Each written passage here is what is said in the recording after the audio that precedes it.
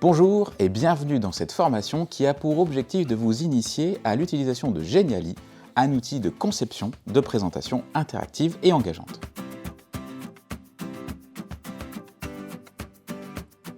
En tant que professionnel de la formation, vous pouvez être amené à construire ou à concevoir des ressources pédagogiques engageantes adaptées à plusieurs contextes. Genially constitue une solution innovante et accessible, idéale pour répondre à ces besoins et enrichir vos pratiques.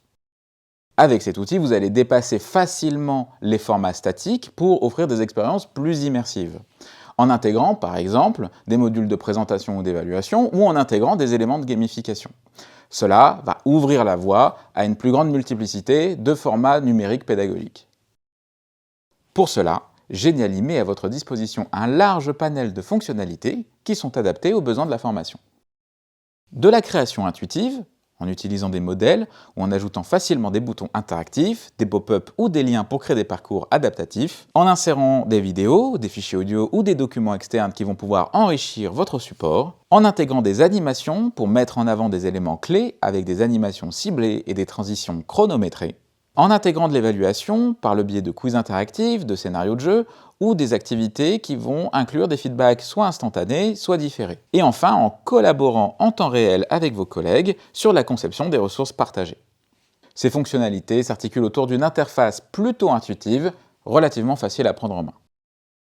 Vous pouvez vous servir de Genially dans de multiples cas de figure, que ce soit en synchrone ou en asynchrone, en présentiel, en distanciel. L'idée, c'est que vous pouvez facilement extraire des données et des documents depuis votre ressource Genially, ou même l'intégrer facilement à une plateforme de formation, à votre LMS par exemple.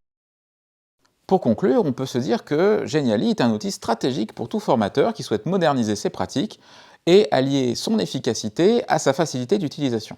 Et si Genially est un outil qui est très intéressant, il ne faut pas oublier qu'il n'est pas le seul à proposer des fonctionnalités similaires. Vous allez, pour en citer quelques-uns, trouver des outils comme Canva, Prezi, Adobe Express, Articulate et même PowerPoint. Les niveaux de maîtrise qui seront attendus et les fonctionnalités qui seront proposées vont évidemment différer d'un outil à un autre. Ce qui compte, c'est que vous trouviez l'outil le plus adapté à vos besoins, mais ce n'est pas l'objet de ce module. Et pour terminer, n'hésitez pas à vous créer un compte gratuit pour aller explorer les possibilités qu'offre Genially. Nous, on se retrouve très rapidement pour passer à l'étape de création d'une ressource interactive. Nous allons pouvoir commencer à ajouter de l'interactivité à notre présentation créée avec Genially. Si vous avez un peu expérimenté l'outil, vous devriez arriver sur une page de conception qui ressemble à peu près à celle-ci. Pour commencer, il suffit tout simplement de cliquer sur un élément de votre choix. Il peut s'agir de texte, d'image ou même d'icône, d'illustration. Ici, nous allons cliquer sur le livret. Une fois ceci fait, plusieurs icônes se présentent à vous. Celle qui nous intéresse a une forme de main. Il s'agit de l'icône permettant d'ajouter de l'interactivité à votre Genially. Lorsque vous cliquez dessus, plusieurs options s'offrent à vous, notamment l'option « Ouvrir une fenêtre ». Il s'agit d'une fenêtre pop-up qui va contenir du texte, des images ou une vidéo.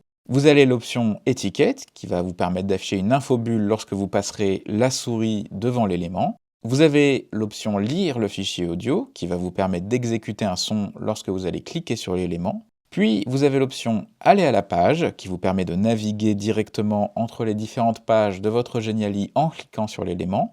Vous avez l'option « Ouvrir le lien » qui va vous permettre de rediriger l'utilisateur qui aura cliqué sur l'élément vers une page web ou vers une autre page de votre Genially ou voire même vers un autre Genially, pourquoi pas. Puis vous avez l'option « Lancer un effet » qui va produire un effet spécifique en fonction de celui que vous utiliserez. L'option Zoom qui peut être intéressante pour afficher en grand une image ou une illustration. Et vous avez les deux options Révéler et Masquer qui sont sensiblement similaires. Lorsque vous cliquerez sur l'élément, vous allez pouvoir afficher ou faire disparaître un autre élément de votre présentation. Lorsque vous cliquez sur un élément d'interactivité, par exemple ici Ouvrir une fenêtre, vous allez avoir plusieurs options de personnalisation qui vont s'afficher. Ici, comme il s'agit d'une fenêtre, on vous propose des modèles de fenêtres. Je clique sur celui-ci. Et l'option d'interaction, c'est donc intégrer à mon Genially. Ici, un exemple de fenêtre pop-up. Si je clique sur le côté, elle disparaît. Et je peux revoir l'interaction. Lorsqu'en cliquant sur mon élément, je choisis à nouveau ma fenêtre, car je peux éditer l'interactivité en cliquant sur l'option. Puis, je peux reconfigurer à nouveau cette option d'interactivité et éditer par exemple pour cette fenêtre le texte qui se trouve à l'intérieur. Lorsque vous paramétrez l'interaction, vous pouvez personnaliser les contenus qui s'affichent, ajuster les options de configuration de chaque interaction, et lorsque c'est possible, un bouton sauvegarder vous propose de sauvegarder les éléments.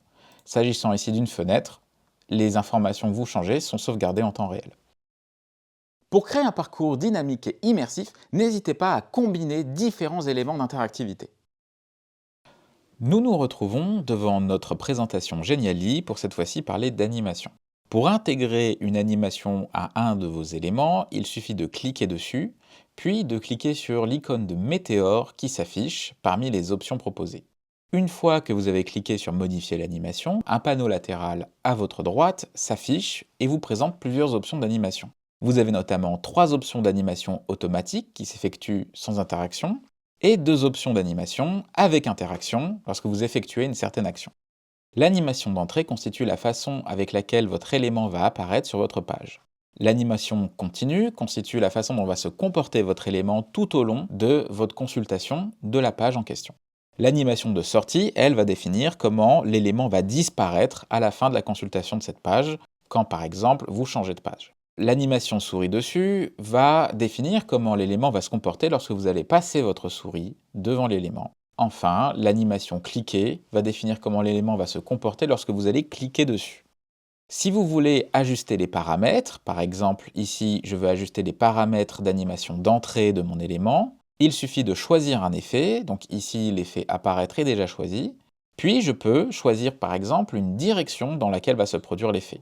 Je peux aussi choisir à quel moment mon animation va se déclencher, est-ce qu'il va se déclencher au bout par exemple d'une seconde ici, et la vitesse avec laquelle elle va se déclencher, donc une animation d'apparition qui pourra être plutôt lente, ou une animation d'apparition qui va être plutôt rapide. Pour chacune des animations proposées, vous avez la possibilité de venir ajuster les paramètres en fonction de ce que vous voulez obtenir comme résultat en termes d'animation. Il ne faut pas hésiter à utiliser des animations pour dynamiser votre ressource, mais utilisez-les avec parcimonie pour éviter la surcharge visuelle de vos pages. Voici maintenant quelques conseils pratiques pour réussir une interactivité sur votre présentation Geniali. Pour permettre une cohérence pédagogique, assurez-vous que chaque interaction sert un objectif clair d'apprentissage.